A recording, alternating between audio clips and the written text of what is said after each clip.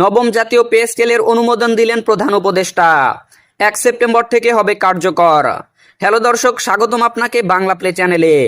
বাংলাদেশ প্রতিদিন পত্রিকায় চাকরিজীবীদের জন্য এসেছে এক নতুন খবর, তাই ভিডিওটা শেষ পর্যন্ত দেখুন।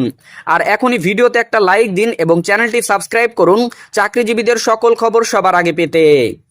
বাংলাদেশের সরকারি চাকরিজীবীদের দীর্ঘ প্রতীক্ষার অবসান ঘটল অবশেষে। বহু আলোচনা, বৈঠক, প্রস্তাবনা এবং খসড়া যাচাই বাছাইয়ের পর অন্তর্বর্তীকালীন সরকারের প্রধান উপদেষ্টার নেতৃত্বে অনুষ্ঠিত সর্বশেষ বিশেষ বৈঠকে নবম জাতীয় পে স্কেল চূড়ান্ত অনুমোদন পেয়েছে। এই বৈঠকে উপস্থিত ছিলেন অর্থ মন্ত্রণালয়ের শীর্ষ কর্মকর্তারা, জনপ্রশাসন মন্ত্রণালয়ের সচিব, পে কমিশনের চেয়ারম্যান সহ বিভিন্ন মন্ত্রণালয়ের গুরুত্বপূর্ণ প্রতিনিধিরা। প্রধান উপদেষ্টা স্পষ্টভাবে ঘোষণা দিয়েছেন, আগামী 1 সেপ্টেম্বর 2025 থেকে নতুন বেতন কাঠামো কার্যকর হবে।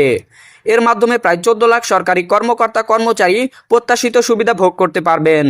বৈঠকের সিদ্ধান্ত অনুযায়ী সরকারি গ্যাজেট প্রকাশের প্রক্রিয়া ইতিমধ্যে শুরু হয়ে গেছে এবং সর্বোচ্চ 3 দিনের মধ্যে তা প্রকাশ করা হবে।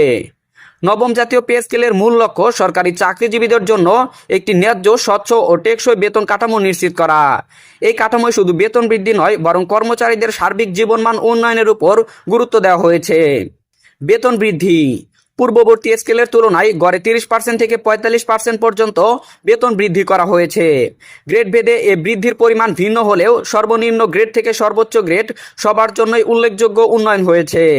ভাতার কাঠামো উন্নয়ন। নতুন কাঠামোয় যুক্ত হয়েছে বাড়ি ভাড়া, চিকিৎসা, শিক্ষা এবং পরিবহন ভাতা। বাজার দরের ঊর্ধ্বগতির কথা বিবেচনা করে ভাতার পরিমাণ 25% থেকে 35% পর্যন্ত বৃদ্ধি করা হয়েছে। 12টি গ্রেডে নতুন কাঠামো। পূর্ববর্তী 20টি গ্রেড বাদ দিয়ে এবার নতুন কাঠামোকে 12টি গ্রেডে সাজানো হয়েছে। ফলে কর্মকর্তা ও কর্মচারীদের জন্য গ্রেডিং ব্যবস্থা হবে আরও সহজ, বোধগম্য ও কার্যকর। নতুন পে স্কেল অনুমোদনের বৈঠকে 3টি বড় বিষয় নিয়ে গভীর আলোচনা হয়েছে।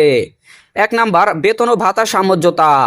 মূল লক্ষ্য ছিল সরকারি কর্মচারীদের ক্রয় ক্ষমতা বৃদ্ধি করা, যাতে জীবনযাত্রায় ব্যয় বৃদ্ধির সঙ্গে তারা তাল মিলিয়ে চলতে পারেন।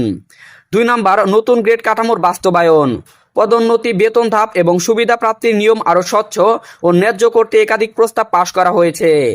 3 নাম্বার, দীর্ঘমেয়াদী আর্থিক প্রভাব।